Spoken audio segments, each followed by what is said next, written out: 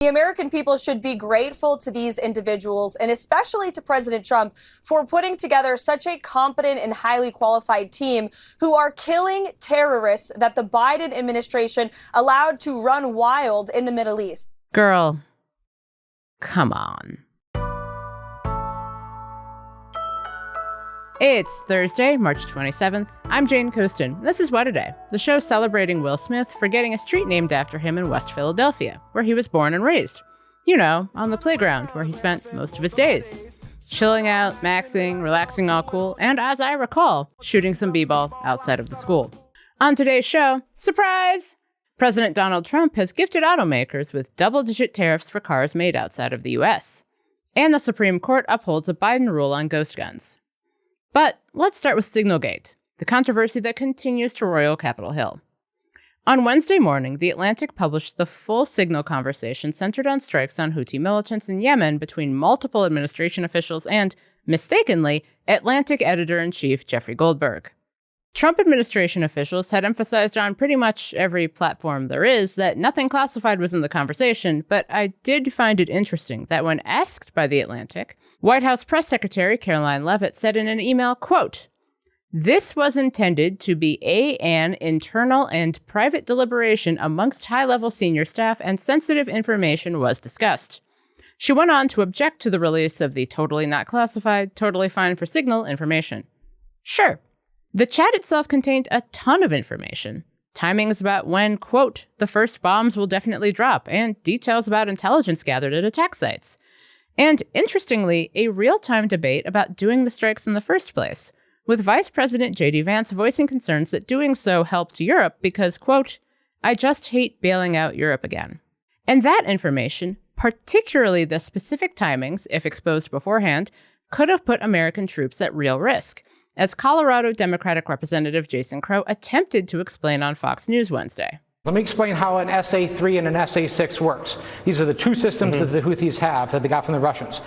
If they know that aircraft are flying over a region or an area, not even a specific target, they can launch an SA-3 and an SA-6, much like they did when they shot down the MQ-9 Reaper drone last year. So they don't need to know the exact location. In layman's terms, yeah, the Houthi rebels could have absolutely shot down American aircraft and killed American service members with this information. Now, let's be real here. This is the Trump administration. And unlike the first Trump administration, there are no adults in the room this time. Unless you count FBI Director Kash Patel, and, you shouldn't.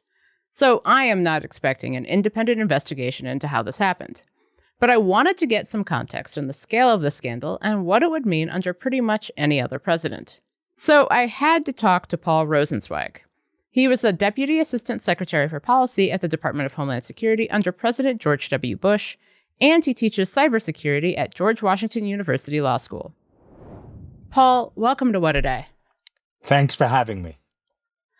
I think National Security Advisor Mike Waltz has been the most critical of this Signal snafu thing. But what do you make of the overall line from the Trump administration and Trump himself that this is no big deal, even while many in the intelligence community and most people watching this see this as an extraordinary security breach?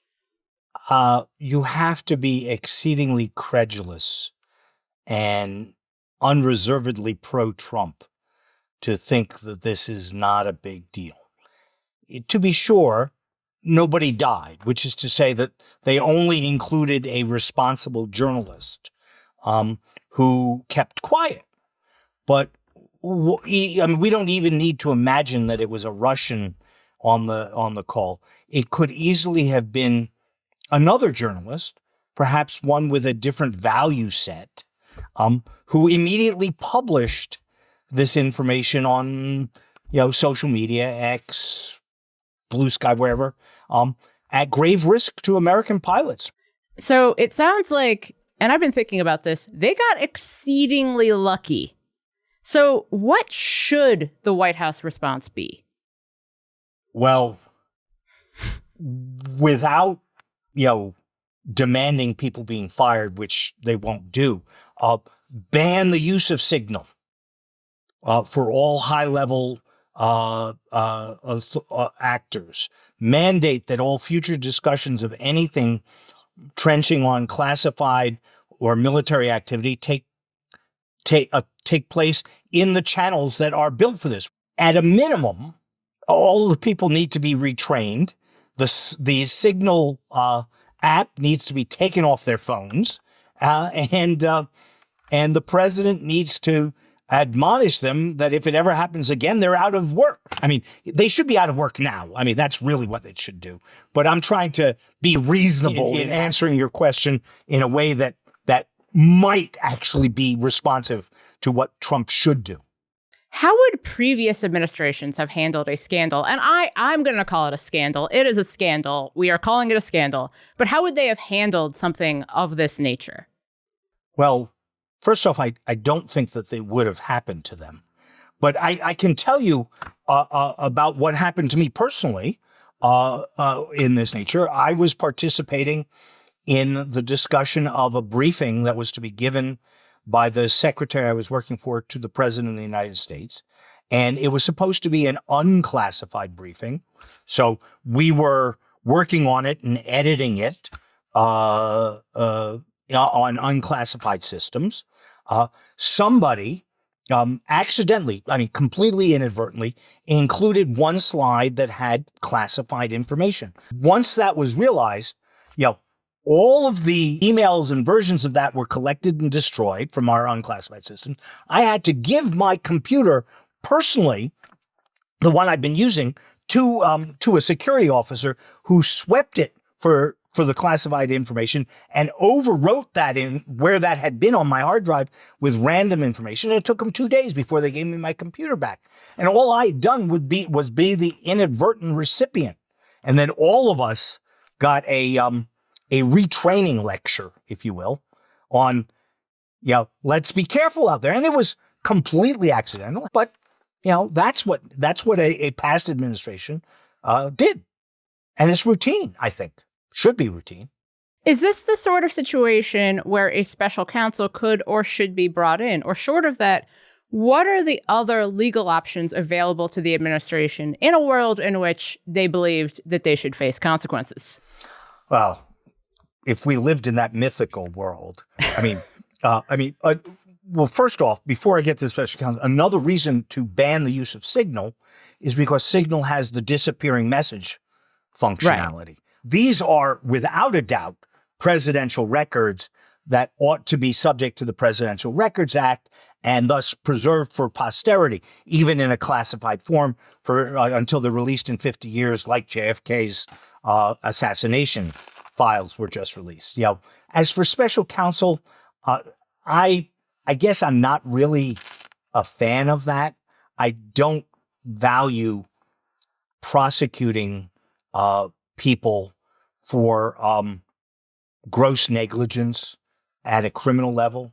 To be fair, clearly none of this was a deliberate effort, a purposeful effort to expose our war plans, say, to the Russians, which would warrant prosecution. But these are cabinet officials. This is, the vice president of the United States speaking to the Secretary of Defense about war plans and then responding with flag and fist emojis. I mean, they are miserable human beings who should never have been elected. They are clowns who are not competent.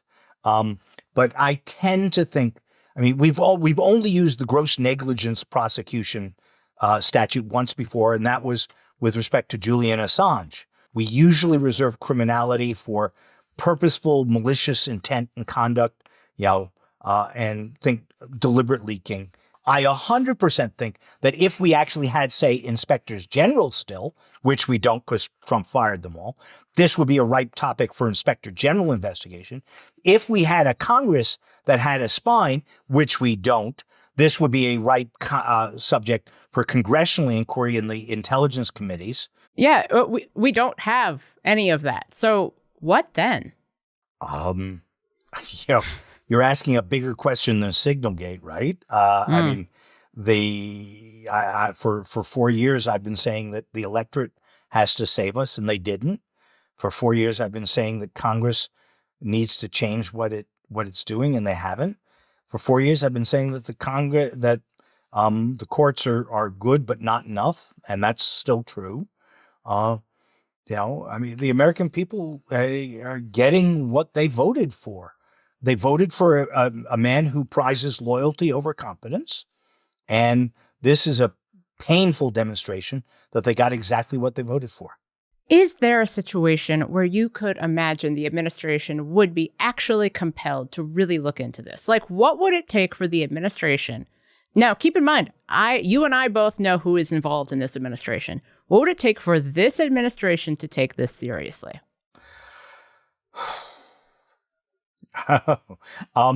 If it were to recur, but the leak went to the Chinese People's Liberation Army, or if it were to recur and American soldiers died because of the negligence, there's very little I can imagine that would motivate Donald Trump to admit he's wrong.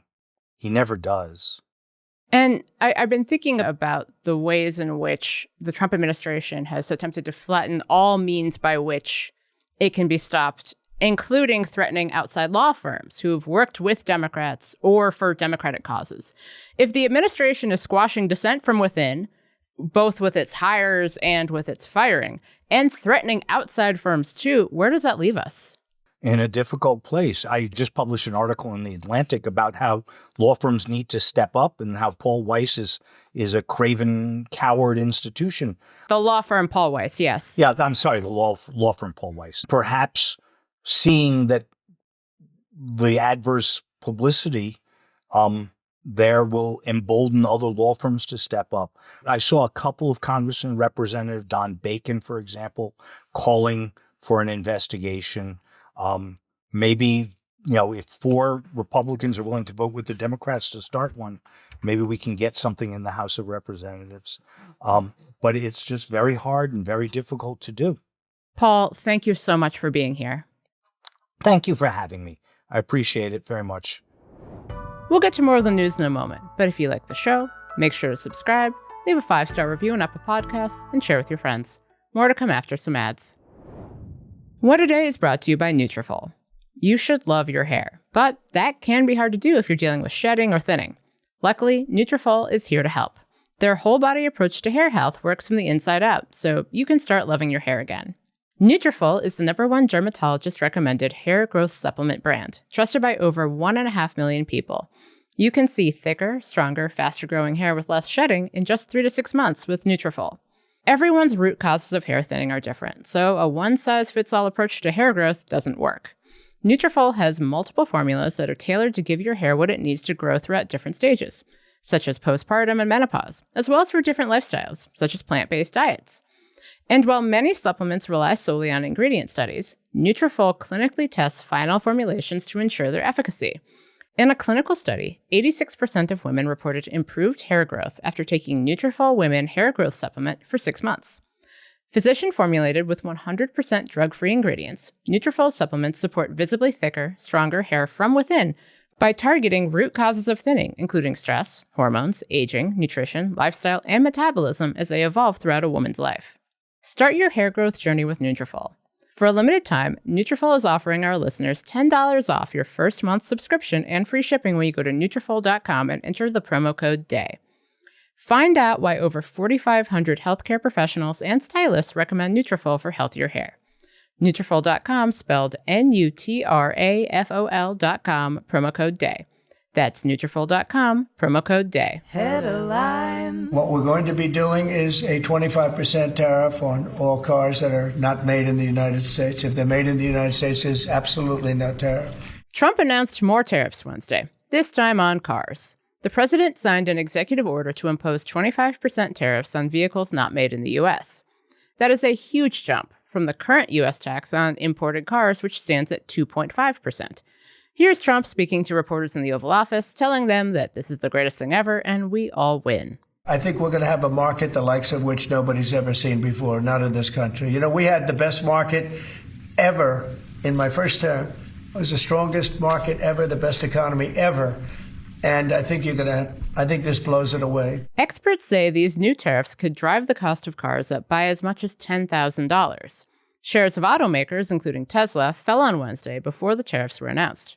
Trump also said these new auto tariffs are permanent, by the way.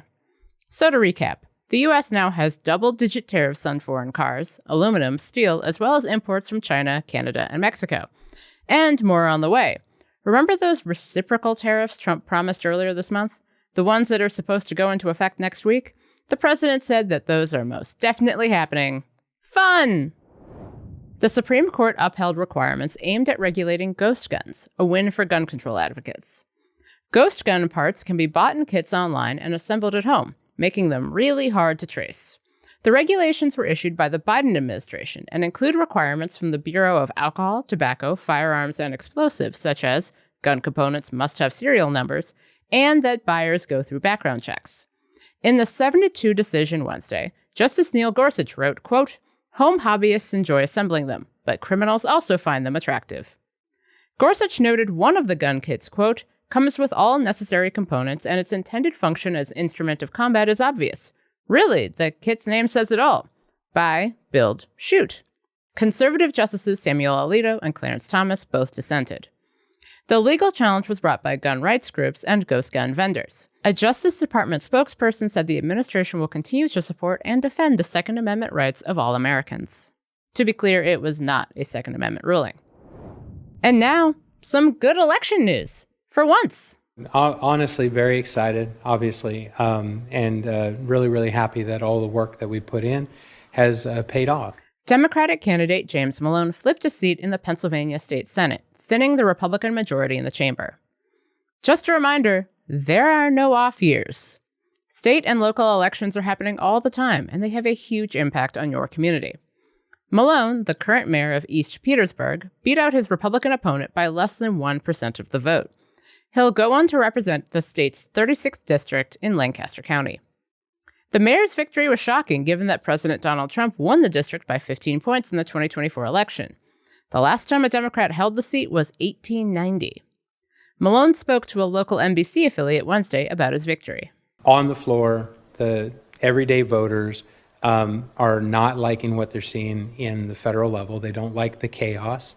And, we want to be sure that we as Pennsylvania are standing up for our neighbors and are standing up for our state. The GOP majority in the state Senate now stands at 27-23.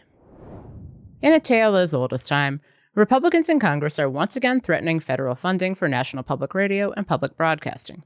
Because Elmo is a communist and Curious George has been asking too many tough questions. The heads of NPR and PBS were on Capitol Hill Wednesday to testify in front of the new House subcommittee delivering on government efficiency. Or DOGE. It's chaired by Georgia Congresswoman Marjorie Taylor Greene, so you can imagine how this went. This means that PBS is one of the founders of the trans child abuse industry, all while taking taxpayer money.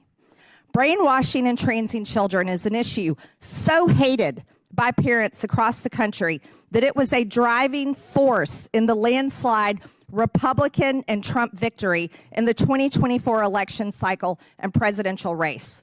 She has clearly seen some episodes of Arthur that were not available in my area and missed the educational programming on what landslides are.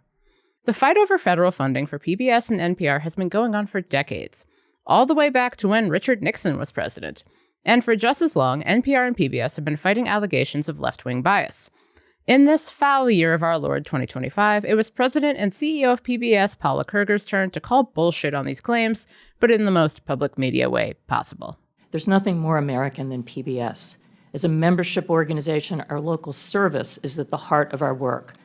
Our job at PBS is to support our stations so that local stations can serve their communities. We've been proudly fulfilling our mission for nearly 60 years using the public airwaves and other technologies to help educate, engage, and inspire the American people. But this time around, the threat is a little more real, because Republicans control all branches of government. Trump's Federal Communications Commission chair has also opened investigations into both PBS and NPR. For context, the Corporation for Public Broadcasting gets about $535 million annually in federal funding to help pay for NPR and PBS stations. A lot of that money helps stations in rural parts of the country stay afloat, and it is a teeny tiny fraction of the federal government's $6.8 trillion budget. I think this is where we break in for a pledge drive. And that's the news. one more thing. I'm sorry. I cannot let this story go. But if you're a normal person, or the founder of Barstool Sports, or even at least one Republican senator, you know that Signalgate is bad. Here's Republican Senator Lisa Murkowski agreeing with me. I'm worried about everybody and how they have handled this signal controversy. Yes, I am also worried, Senator, because top members of the Trump administration all chatting about high-level military escapades on an encrypted app is, to me, not ideal. So it has certainly been interesting to see the many, many ways that members of this administration and its biggest supporters have been trying to spin this scandal. The first spin, as always, is, actually, everything is awesome. Here's Press Secretary Caroline Leavitt explaining that we should be thrilled about this. The American people should be grateful to these individuals, and especially to President Trump, for putting together such a competent and highly qualified team who are killing terrorists that the Biden administration allowed to run wild in the Middle East. Girl, come on. And not to be outdone in the, well, I can't use the word I'm thinking about right now, but let's go with obsequious Olympics. Here's Fox News' Will Cain trying to make a Signal group chat containing the worst guys ever into Abraham Lincoln's team of rivals. You and I have been told for years that President Trump surrounds himself by yes men, lackeys. But now, through this leak and inadvertent transparency, you see a team not just of disruptors, but of rivals with thoughtful deliberation, with authenticity, who they are privately or who they are publicly. Okay. Now, another spin effort was more specific. Very, very specific. See, the title of the original Atlantic piece on Signalgate was "The Trump Administration Accidentally Texted Me Its War Plans." And when Atlantic editor-in-chief Jeffrey Goldberg published the text he'd seen, that article was entitled, "Here are the attack plans that Trump's advisors shared on Signal." Now again, you're probably a normal person, and you're thinking, there really isn't that big a difference between attack plans and war plans. But that's why you're not working for the Trump administration. Here's Defense Secretary Hegseth defending himself on Wednesday again. Nobody's texting war plans. Well, I noticed this morning out came something that doesn't look like war plans. And as a matter of fact, they even changed the title to attack plans because they know it's not war plans. Now, a funny thing I learned on Twitter is via our guest on yesterday's show, the Wall Street Journal's Alex Ward. He did some reporting and found that some military officials think that attack plans, specific details about an operation, are more sensitive than war plans, the full-scale operation for something like the invasion of Ukraine. So arguably, sharing, quote, attack plans on a goddamn texting app is worse. And seriously, Trump officials, do you really want to do a semantics debate with Democrats? Because you will lose. Every time. But then again, Hegseth reverted back to spin number one. Everything is super cool. Here he is on CNN. I know exactly what I'm doing, exactly what we're directing. In general, I have found that people who say, I know exactly what I'm doing, rarely do. Now, you may have noticed that the President of the United States has been absent from this spin session. But don't worry, Trump is on top of it, and definitely knows what Signal is. Here he is on Newsmax. What it was, we believe, is somebody that was on the line with permission, somebody that was with Mike Waltz, worked for Mike Waltz at a lower level, had, I guess, Goldberg's number or called through the app, and somehow this guy ended up on the call. He 100% thinks this was a phone call. So, in total, this was a phone call that wasn't a phone call about attack plans, not war plans, and the phone call that wasn't a phone call was awesome, and we should all be proud of it. As always, hooray for Donald Trump. Great! That's all for today. If you like the show, make sure you subscribe, leave a review. Don't use the passwords of top Trump administration security officials, even if you happen to find them on the internet, and tell your friends to listen. And if you're into reading, and not just about how the newspaper Der Spiegel was able to find the private emails, phone numbers, and passwords of Secretary of Defense Hegseth, Director of National Intelligence Tulsi Gabbard, and National Security Advisor Mike Waltz just on the internet, like me, What A Day is also a nightly newsletter. Check it out and subscribe at crooked.com/subscribe. I'm Jane Coaston, and I know I feel way more secure knowing that the security state can't secure its own email accounts.